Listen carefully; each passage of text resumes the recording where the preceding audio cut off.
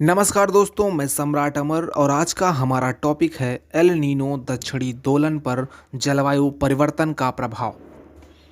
हाल ही में दक्षिण कोरिया में एलएफ सुपर कंप्यूटर का उपयोग करते हुए शोधकर्ताओं की एक टीम ने एल नीनो दक्षिणी दोलन पर जलवायु परिवर्तन के प्रभाव का अध्ययन किया। शोधकर्ताओं ने कार्बन डाइऑक्साइड के 2 गुना होने और 4 गुना होने के आधार पर 2 जलवायु प्रतिरूपों का निर्माण किया। अध्ययन के प्रमुख निष्कर्ष: जलवायु परिवर्तन के कारण एल नीनो और ला नीना जैसी मौसमी परिघटनाओं की तीव्रता और बारंबारता में तेजी आ सकती है। एल नीनो और ला नीना उष्णकटिबंधीय प्रशांत महासागर में होने वाली 2 प्राकृतिक जलवायु परिघटनाएं हैं जो पूरे विश्व के मौसम को प्रभावित करती हैं। वायुमंडलीय कार्बन डाइऑक्साइड में वृद्धि भविष्य में एल नीनो दक्षिणी दोलन में दुर्बलता का कारण बन सकती है। जलवायु परिवर्तन समुद्र सतहीय तापमान चक्र की परिवर्तनशीलता के कमजोर होने का कारण भी बनेगा। भविष्य में तापमान बढ़ने से जल के वाष्पीकृत होने की दर में तेजी आएगी। इसके कारण एल नीनो परिघटनाओं के दौरान ऊष्मा का वायुमंडल में तेजी से विसरण होगा। आने वाले समय में पूर्वी और पश्चिमी उष्णकटिबंधीय प्रशांत महासागर के विभिन्न भागों के तापांतर में कमी होगी।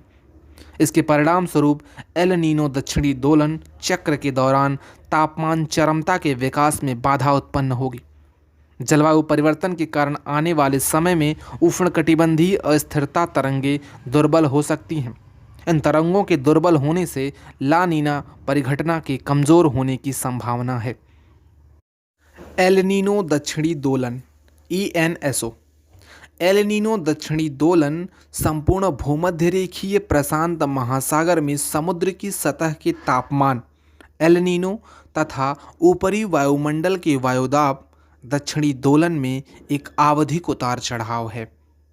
वैश्विक वायुमंडलीय परिसंचरण को बदलने की क्षमता के कारण ENSO पृथ्वी पर सबसे महत्वपूर्ण जलवायु घटनाओं में से एक है जो दुनिया भर में तापमान और वर्षा को प्रभावित करता है। एल नीनो और ला नीना एल नीनो दक्षिणी दोलन चक्र के विपरीत चरण हैं। एल नीनो तथा ला नीना वैज्ञानिक अर्थ में एल नीनो प्रशांत महासागर के भूमध्य रेखीय क्षेत्र की उस समुद्री परिघटना का नाम है जो दक्षिण अमेरिका के पश्चिमी तट पर स्थित इक्वाडोर और पेरू देशों के तटीय समुद्री जल में कुछ सालों के अंतराल पर घटित होती है। यह समुद्र में होने वाली उथल पुथल है और इससे समुद्र के सतही जल का ताप सामान्य से अधिक हो जाता है। अक्सर इसकी शुरुआत दिसंबर में क्रिसमस के आसपास होती है। ला नीना एक मौसमी परिघटना है। इसके दौरान मध्य और पूर्वी भूमध्य रेखीय प्रशांत महासागर के सतहीय तापमान में असामान्य रूप से कमी आती है। इसके साथ ही उष्णकटिबंधीय वायुमंडलीय परिसंचरण अर्थात हवाओं, वायुदाब और वर्षा में व्यापक रूप से परिवर्तन होता है। ला नीना का मौसम और जलवायु पर एल नीनो के ठीक विपरीत प्रभाव पड़ता है। एल नीनो दक्षिणी दोलन के दौरान प्रशांत महासागरीय क्षेत्र का तापमान 2 से 4 डिग्री सेल्सियस तक बढ़ जाता है और उसके चलते गर्म हवाएं चलती हैं। एल नीनो तथा ला नीना के प्रभाव: पहला, मौसम की स्थिति। एल नीनो या प्रशांत महासागर में समुद्र की सतह के तापमान बढ़ने से पूरे एशिया और पूर्वी अफ्रीका की मौसमी स्थितियों में परिवर्तन हो जाता है। एल नीनो समुद्री हवाओं की दिशा बदलने, कमजोर पड़ने तथा समुद्र की सतह जल के तापमान वृद्धि में विशेष भूमिका निभाता है। दूसरा है वर्षा पर प्रभाव। एल नीनो का एक प्रभाव यह होता है कि इससे वर्षा के वितरण प्रतिरूप बदल जाते हैं। परिणाम स्वरूप विश्व के ज़्यादा वर्षा वाले क्षेत्रों में कम वर्षा और कम वर्षा वाले क्षेत्रों में ज़्यादा वर्षा होने लगती है। एल नीनो का प्रभाव सिर्फ भारत पर ही नहीं बल्कि इंडोनेशिया और ऑस्ट्रेलिया पर भी होता है। तापमान में इस परिवर्तन की वजह से सामान्यतः कम वर्षा वाले इलाकों में बाढ़ तथा सामान्यतः पर्याप्त वर्षा वाले स्थल पर वर्षा नहीं होती। ला नीना के कारण हॉर्न ऑफ अफ्रीका और मध्य एशिया में औसत से कम वर्षा होती है।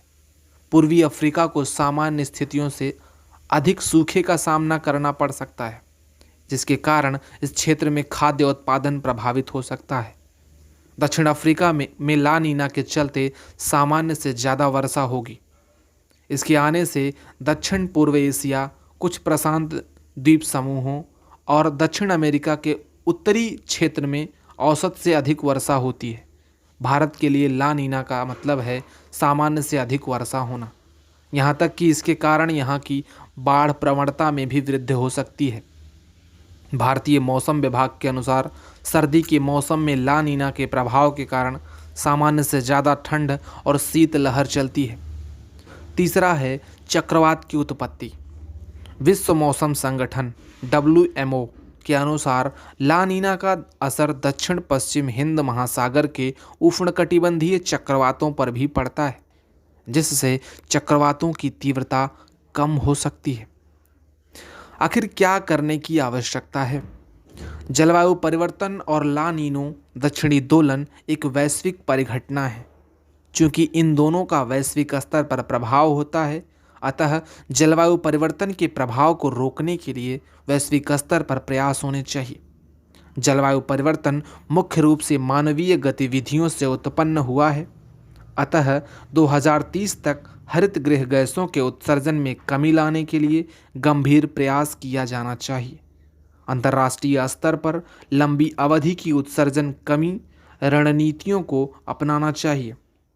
जीवाश्म ईंधन के प्रयोग की जगह नवीकरणीय ऊर्जा संसाधनों के उपयोग को बढ़ावा दिया जाना चाहिए।